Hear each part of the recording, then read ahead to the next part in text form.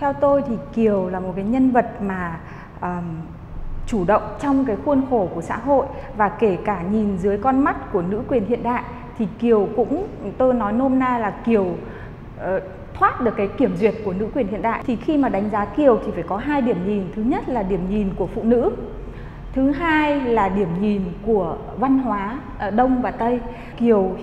Kiều từ bỏ cái tự do tình yêu mà có thể là nữ quyền hiện đại có một cái nhìn thiện cảm, nhưng mà Kiều từ bỏ cái đó để chủ động quyết định trả lại cái nghĩa cho cha mẹ. Thì đây là một cái giá trị mà cái giá trị trả lại cội nguồn ấy, là một giá trị Á Đông rất là sâu sắc và hoàn toàn có cái tính hiện đại, hoàn toàn vẫn có thể ứng dụng được trong chuyển thể trong cái bối cảnh hiện đại. Thì đây là cái chủ động của Kiều. Trong mọi quyết định của Kiều luôn có một sự giằng xé giữa hai cái thái cực này, và Kiều làm rất tốt. Thứ nhất, như vậy là về đạo hiếu, cái quyết định mà từ bỏ hạnh phúc cá nhân vì đạo hiếu, tôi nghĩ là một cái quyết định rất là tích cực. Cái thứ hai ấy là cái đoạn mà khi mà Kiều ân oán phân minh sau khi mà đã thành vợ thành chồng với cả Từ Hải, thì đối với trường hợp Hoạn Thư ấy, Kiều cũng thoát được cái kiểm duyệt giới, là Kiều tha cho Hoạn Thư ngay lập tức. Cái này là rất là hay ở Kiều. Thứ hai là trường hợp Thúc Sinh, tức là mối tình này là mối tình hiện đại, nhưng mà khi trong mắt Kiều mà nói thì tình cảm với Thúc Sinh là tình cảm có thể trả được bằng tiền. Chính vì thế mà cuối cùng Kiều trả bằng tiền cho cái nghĩa đấy. Mà tiền thì tất nhiên đối với Kiều nó rất là quan trọng vì nó là đồng tiền xương máu, nhưng mà ở đây trong cái ân oán của Kiều trong mối quan hệ với Hoạn Thư và Thúc Sinh rất là phân minh, rất là chất phác và thông minh.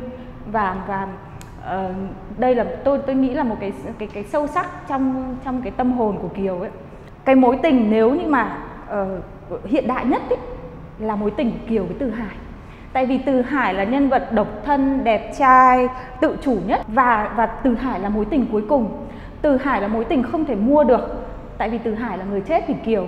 Thì cái sự chủ động của Kiều thể hiện ở chỗ là Từ Hải về mặt tình dục là cái mối tình cuối cùng, cho nên Kiều chủ động từ chối mối tình về tình dục với Kim Trọng. Tại vì vấn đề làm vợ của Kim Trọng là vấn đề của Thúy Vân, không phải của Thúy Kiều. Nhưng mà tình bạn vẫn có thể bảo tồn, tại vì tình bạn đến trước Từ Hải. Tức là ở đây Kiều lúc nào cũng ân oán rất phân minh. Thì tất cả những cái đấy làm cho Kiều vừa có giá trị Á Đông mà đều vượt qua được cái kiểm duyệt của nữ quyền hiện đại.